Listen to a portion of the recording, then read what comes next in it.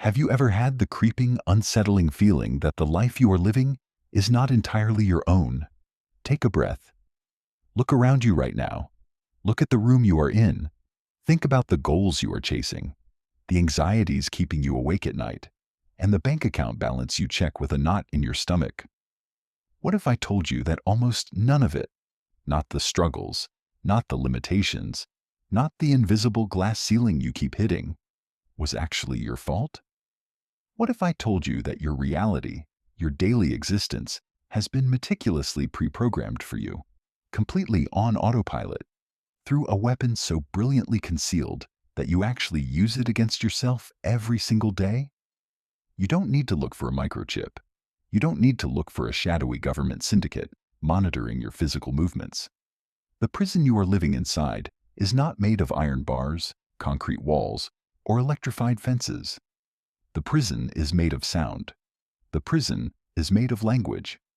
In the next few minutes, I am going to reveal a psychological and scientific secret that has been violently guarded by the architects of society for centuries. I am going to show you the exact hidden code embedded in the English language that is designed to keep you poor, sick, compliant, and perpetually exhausted. But more importantly, before this video ends, I am going to give you the exact formula to shatter this code. I am going to hand you the blueprint to hijack this system, reprogram your neural pathways, and turn the very weapon used to suppress you into the ultimate tool for manifesting the exact life you desire. But I must warn you, once you hear what I am about to say, you can never unhear it. Once you see the invisible strings manipulating your reality, you will never be able to look at a news broadcast, read a contract, or even speak to your own family in the same way again. Read a contract. If you are not ready to have your entire worldview dismantled, turn this video off right now. But if you have ever felt like a secondary character in your own life, if you have ever felt like you are screaming into a void and the universe is simply ignoring your desires, keep watching, because today you become the author. Music swells, then drops to a rhythmic, steady pulse. 4:15, Chapter 1, The Architecture of the Prison. Let's start with a brutal truth. The words you speak are not merely tools for communication. They are not harmless passive vehicles for passing information from one brain to another. Your words are active, volatile containers of power. They are living, breathing spells. Every time you open your mouth, you're not just describing the world around you. You are literally creating it. You are rendering it into existence. Yet, for your entire life, you have been taught to treat language as a toy. You were handed this divine technology as a child, given a standardized dictionary, and told to conform to the rules of a society that does not have your best interests at heart. Think about the sheer volume of thoughts cascading through your mind. Neuroscientists estimate that the average human being processes up to 70,000 thoughts a single day. 70,000. But here is the terrifying part. Psychological studies reveal that up to 95% of those thoughts are exactly the same as the thoughts you had yesterday. And the day before that, and the week before that, you are caught in a mental time loop, a repetitive, self-fulfilling prophecy of limitation. But why? Why do we recycle the same anxieties, the same doubts, the same fears? Because the vocabulary you were given was never designed for liberation. It was designed for containment. The very structure of the language you were taught is a tightly controlled matrix. It builds invisible boundaries in your subconscious mind, creating a perimeter around what you believe is possible. You see, powerful people, the true elite who have historically understood the occult, the mystical, and the quantum mechanics of the universe, have always known one fundamental law. If you can control the words a person uses, you control their thoughts. And if you control their thoughts, you control their destiny.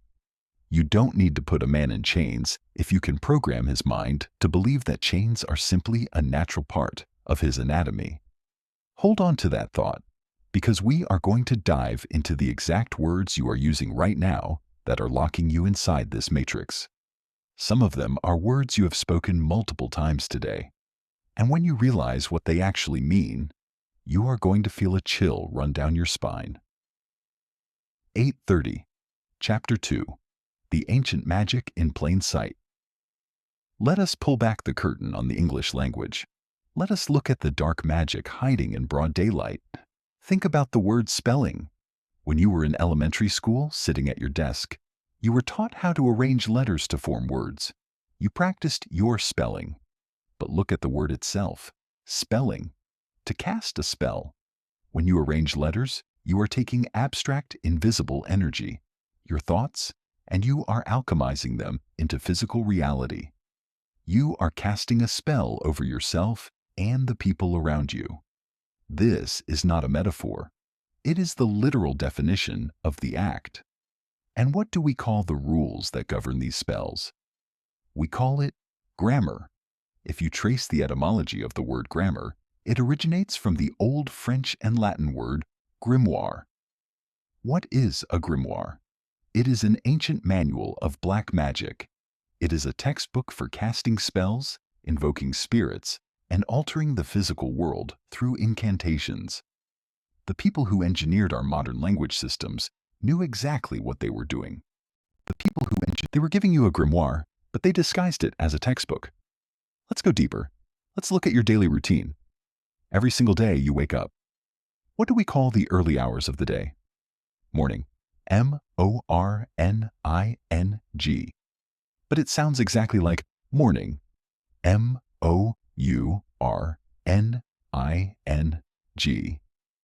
The act of expressing deep sorrow. The act of grieving the dead. Is it just a coincidence that society has conditioned you to wake up to a blaring, stressful alarm clock? Drag yourself out of bed to go to a job that drains your life force, and we call the start of this daily ritual morning?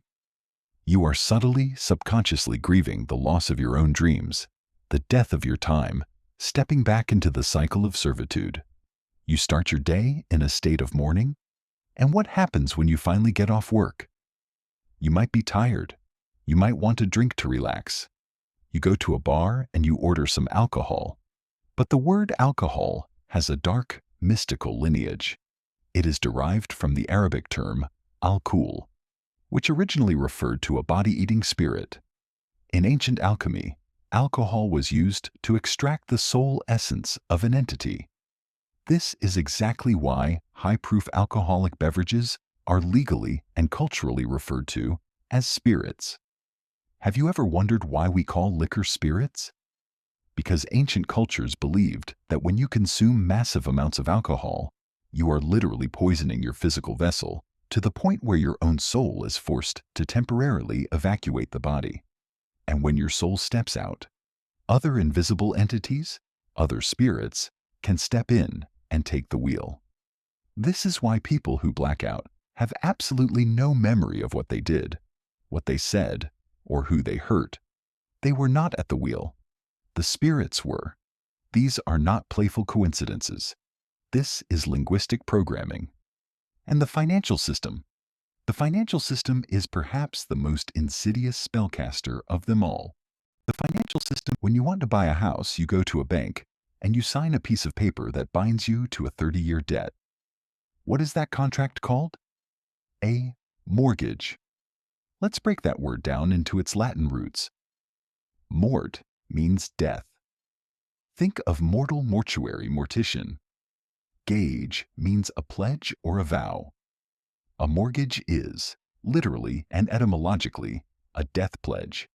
You are making a binding, legal vow to hand over your life force, your time, and your energy to a financial institution until the day you die or until the debt is paid. It is a contract that locks your energy into a long-term state of subservience. Even the word contract itself is a trap. Contract. Con means to deceive, to trick, or to oppose. Tract means a path or a journey. A contract is a deceptive path. It is an illusion of mutual agreement that actually limits your freedom and binds your future. And what happens if you break the rules of society? You are sent a summons to appear in court. But summoning is a term deeply rooted in the occult. Witches and sorcerers summon demons. Necromancers summon spirits. A court of law is summoning your physical body, demanding your presence, claiming ownership over your sovereign energy as if you were a subordinate entity. Do you see the cage now? Do you see how the very words you use to describe your reality are secretly enforcing a reality of limitation, sorrow, debt, and control? 1720. Chapter 3. The water within the flesh. But the matrix of words does not just affect your bank account or your legal status. It is violently affecting your physical body on a cellular level. And to understand this, we have to look at hard, undeniable science. Before I reveal the psychological framing the media uses to manipulate you, we need to talk about what your words are physically doing to your internal organs. Words carry a specific vibrational frequency. Everything in the universe is energy in motion. Emotion itself is emotion. Energy in motion. Motion. Think about the word universe. Universe. Uni means one. Verse means a spoken word or a song. The universe is quite literally one song. One spoken word resonating through the vacuum of space. When you speak, your vocal cords vibrate. They send out sound waves that travel through the air, but more importantly, they travel through your own flesh. Why does this matter? Because the human body is comprised of approximately 60 to 70% water. Your brain and your heart are composed of 73% water. Your lungs are 83% water. You are a walking, breathing, biological vessel of fluid. And water is not just a passive liquid. Water is highly receptive. Water holds memory. Water reacts to vibration. If you don't believe me, look up the groundbreaking research of Dr. Masaru Emoto. Dr. Emoto was a brilliant researcher who conducted an astonishing series of experiments that proved the physical power of human words. He took pure droplets of water and exposed them to different words, intentions, and music. He would tape words to the glasses of water or have people speak directly into the water. Then, he would flash freeze the water droplets and examine their crystalline structures under a high-powered microscope. The results completely shattered the scientific community. When the water was exposed to high frequency, positive words like love, gratitude, peace, and compassion, the water froze into breathtaking, brilliantly symmetrical, perfect geometric snowflakes. They were intricate, beautiful, and full of harmonious structure. But when the water was exposed to low-frequency negative words, words like hate, fear, failure, disgust, and I will kill you, the molecular structure of the water was completely destroyed. It did not form beautiful crystals. It froze into chaotic, fragmented, muddy, and asymmetrical blobs. The water literally looked diseased. It looked like it was rotting from the inside. Water literally looked. Now pause and think deeply about what this means for you. If speaking the word hate or failure to a glass of water can utterly destroy its molecular symmetry, what do you think is happening inside your own body when you constantly tell yourself, I am so stupid, I am so ugly, I am never going to succeed, my life is a disaster? You are 70% water. Every time you speak poorly about yourself, every time you utter a phrase of limitation, you are sending a destructive, rotting shockwave through your own cellular structure. You are literally poisoning your own biology. This is not New Age mysticism. This is cymatics. This is the science of visible sound. Scientists in the field of cymatics have shown time and time again that sound waves create precise, complex patterns in physical matter like sand and water. By changing the frequency of the sound, the matter instantly rearranges itself. A beautiful, orderly pattern can instantly collapse into chaos if a discordant, negative frequency is introduced. Your thoughts and your words are constantly reorganizing your physical matter. When you complain, when you gossip, when you speak from a place of victimhood, You are keeping your body in a low-frequency state of biological chaos. You are making your internal environment an incredibly hospitable place for disease, lethargy, and depression. And you are doing it to the people you love too. Every time you scream at a child, every time you hurl an insult at your partner, your sonic vibration is crashing into their watery bodies, distorting their cellular symmetry. Your words are weapons.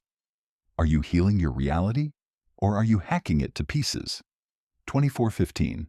Chapter 4. The Quantum Mechanics of Language. If the biological impact of your words terrifies you, the quantum impact will absolutely blow your mind. To truly understand how deep this rabbit hole goes, we have to turn to the realm of quantum physics. Over the last century, physicists have made discoveries that sound less like science and more like literal magic. At the core of quantum mechanics is a deeply unsettling reality. The universe does not exist in a fixed, solid state until it is observed. This was proven by the legendary double-slit experiment, when scientists fired tiny particles, like electrons or photons, through a barrier with two slits. They discovered something impossible. When the particles were unobserved, they acted like a wave of infinite potential, passing through both slits simultaneously and creating an interference pattern. But the moment the scientists placed a camera or an observing device to watch the particles instantly stopped acting like a wave of infinite possibilities and locked into a single, physical reality. They acted like solid matter. This is called collapsing the wave function. What it means is that your attention, your observation, your consciousness itself literally forces the universe to stop being an infinite blur of potential and crystallize into a solid, tangible event. Now, apply this terrifying and beautiful truth to the words you speak. Every word you think and every word you speak out loud is an act of intense, focused observation. The universe around you is a quantum field of infinite possibilities. Every reality exists simultaneously.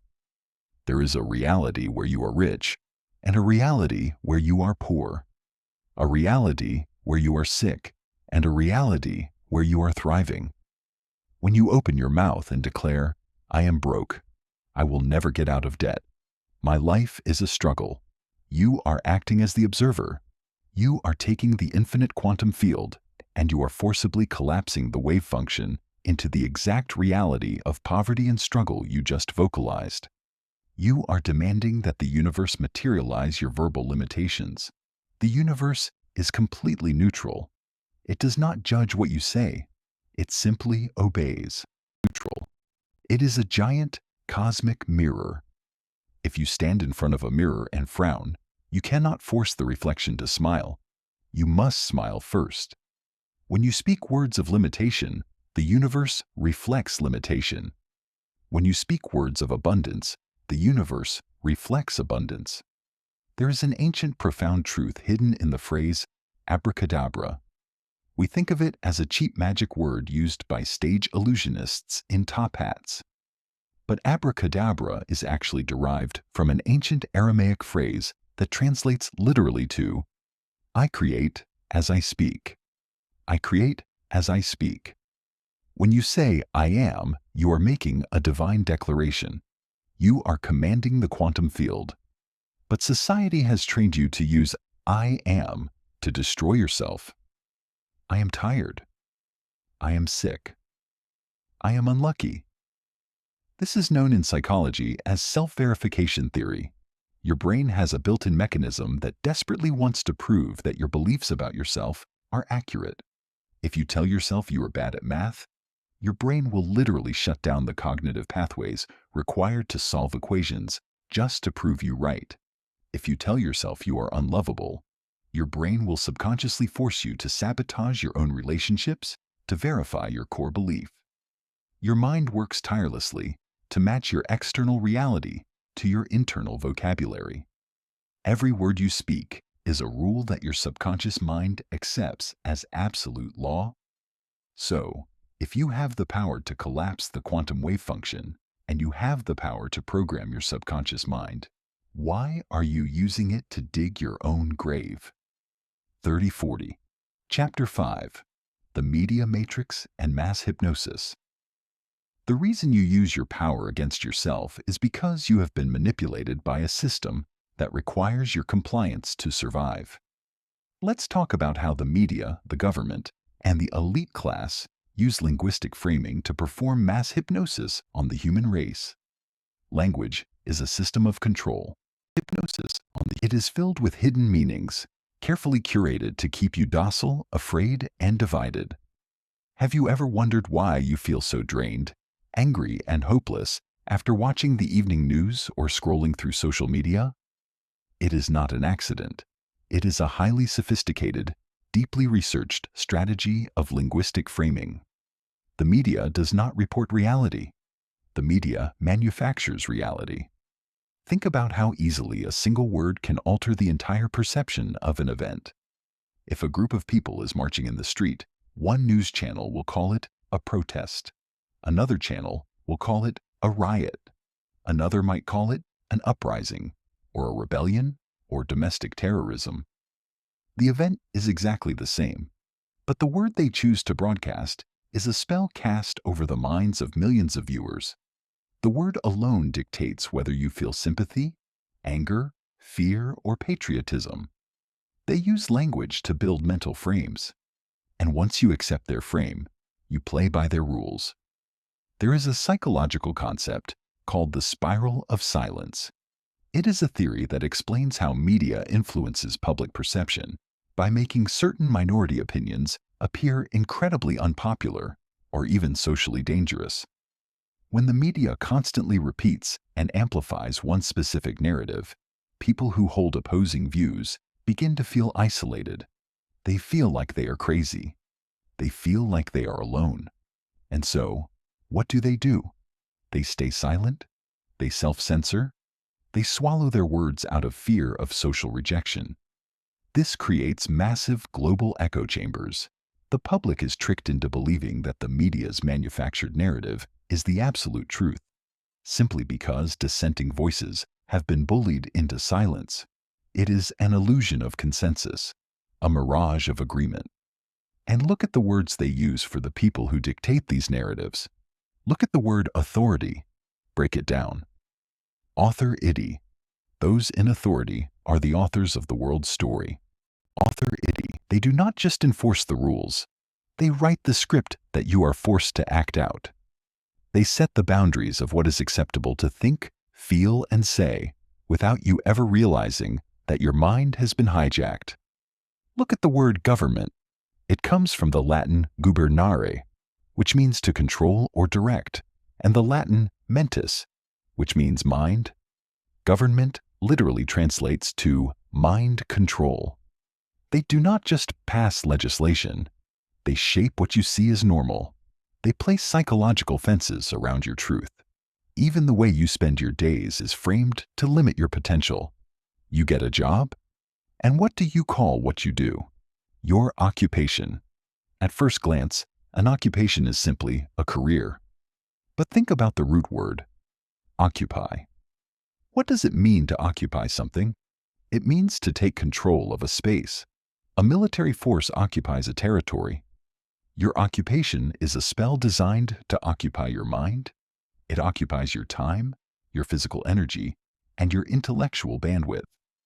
By keeping your mind fully occupied with mundane tasks, deadlines, and survival-based anxieties, you have absolutely zero energy left over to ask the big questions.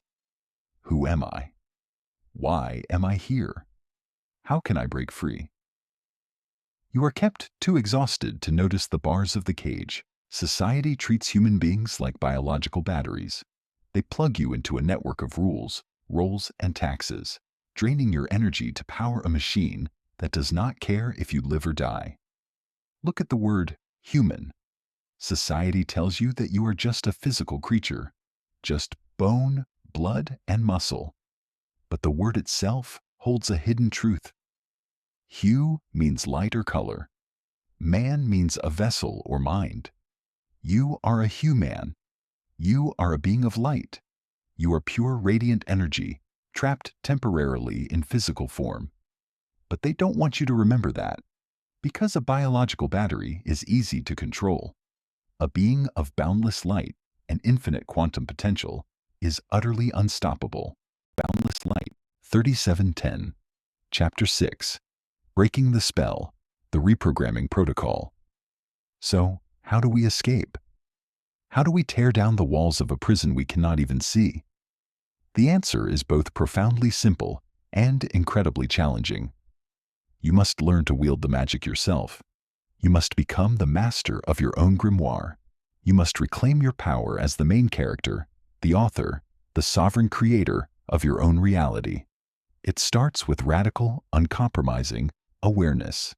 You must become fiercely protective of the words that exit your mouth and the thoughts that loop in your brain. You have to recognize that every single word is a brushstroke on the canvas of your life. Right now, you are painting a masterpiece of misery. It is time to wipe the canvas clean. Step 1 is identifying the limiting spells you cast on yourself daily. For the next 24 hours, I want you to brutally audit your own vocabulary. Catch yourself in the act. Listen to the phrases you casually throw around. I am so exhausted. I can't afford this. This is impossible. I always mess this up. My life is a joke.